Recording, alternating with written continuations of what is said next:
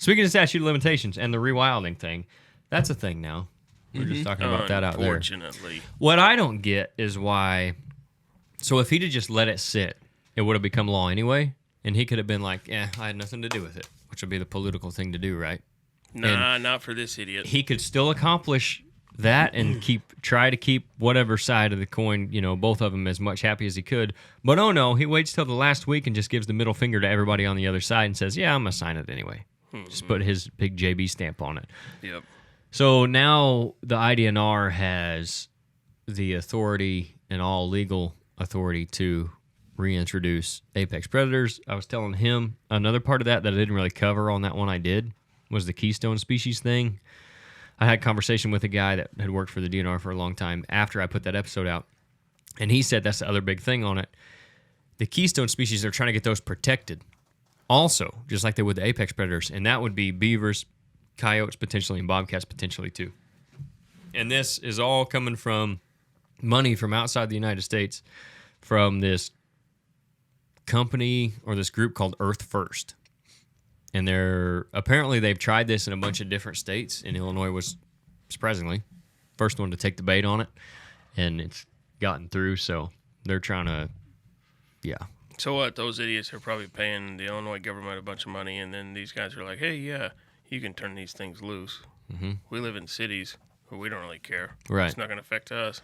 Yeah, but that's the thing. Exactly, it will eventually, but they're so short-sighted they can't see that. Yeah. That's going to affect a lot of things. Yeah. And I saw some people commenting like, oh, we can't sustain this species here anyway. Yeah, we can. Yeah, exactly. Number one, I think we can. Yeah. Number two, even if we couldn't, they will have done enough damage because how do they sustain? They eat stuff. Yeah. So they're just going to eat everything they can possibly eat. And then, okay, if we can't sustain them for, let's say we can, if I didn't think we had the habitat or whatever to sustain them or the resources, let's say, okay, we don't have it past 5 years. We think they can survive for 5 years, but after that, we couldn't sustain a breeding population anyway. How much damage can wolves and mountain lions do in 5 years to these deer that have never seen one? Yeah. And a bear. Like if I was a wolf or a bear, I promise I would be pretty lazy. And as soon as I was able to get inside a fence, and there's like 200 cows that aren't going to run from me, like all the deer that I found. Exactly. I'm going to stay right there. Yeah. I promise. And then when they kill those, they're just going to move to the next thing. Yep. And the other part. Because the neighbors got them too. Exactly. And the part, you can't do nothing about it. No. Yeah. Yeah. They won't let you. If you'd, just like in Colorado, if you would kill one of those things and get caught, they'd hang you. I mean, everything short of hanging you. And they'd have trackers on them things, right?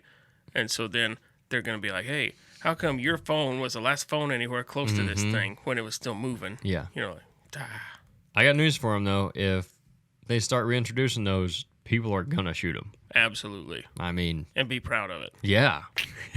They're going to shoot them. Keep the barrels hot, guys. No kidding. Yeah. This is so dumb. I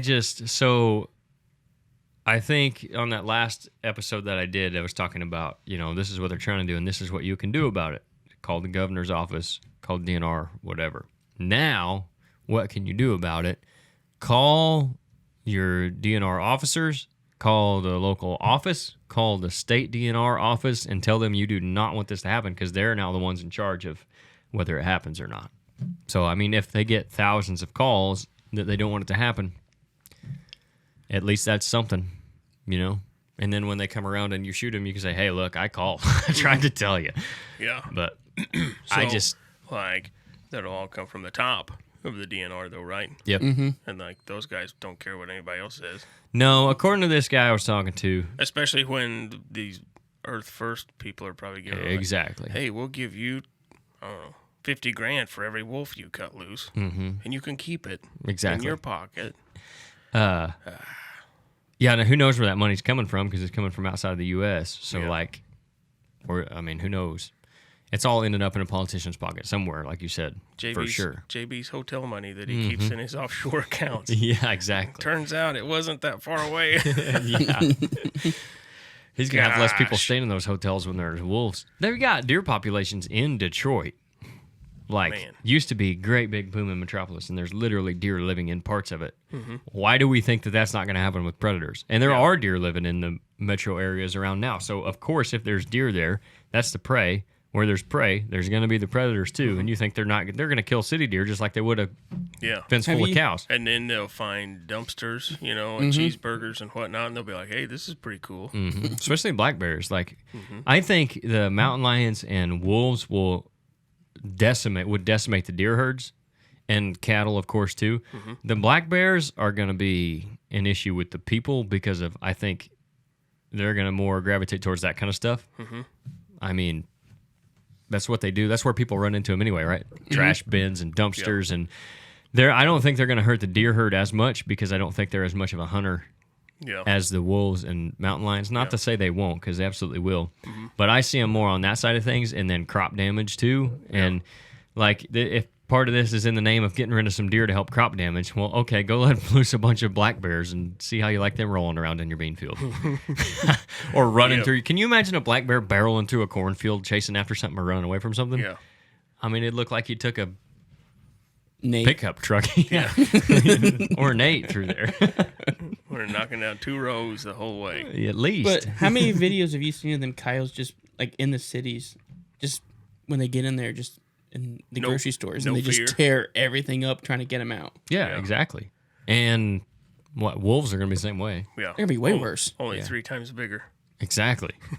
I don't know. That's typical Illinois politics. They are so short-sighted, and all they can see is wherever money's coming from. Yeah. And this is where they're getting money from, evidently, right now. And unfortunately for us, like, the IDNR has become an arm of politics instead of what it was actually initially intended for. Yeah. Which was, Department of Natural Resources taking care of conservation of our natural resources. But seems like pretty much everything that goes on in this state, if you're trying to ruin something, you would do exactly what these people are doing. Yeah. If you were trying to make something decent, you would absolutely not do everything that they're doing. It's like, I don't know. I feel like we could let the grade school class up here at the school run this, and like, there's no way they'd do worse. No chance. They would have drew better district maps. Yeah. They'd make less money, probably. Yeah. For themselves. Yeah. But it would be a better system. Yeah. But like, I like every single idea that this guy has, Yep. It's just like, why would you do that? Like, and the DNR specifically, like, we have such a good model, literally our neighbor state. Exactly. Yeah. So like, nobody can be like, well, it's the national economy, it's your location, it's people's mentality. Nah, you look at all our neighbors and they all seem to be doing just pretty good. Definitely better than us. Definitely Iowa for sure. Yeah.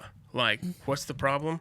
It's the people that's running this show. Exactly. Like and like historically, like you can't. They try to blame like so many other people. JB tries to blame Trump for like all of our problems. Nah, man, this is absolutely you. Exactly. You and your buddies that have been in charge of this crap for so long.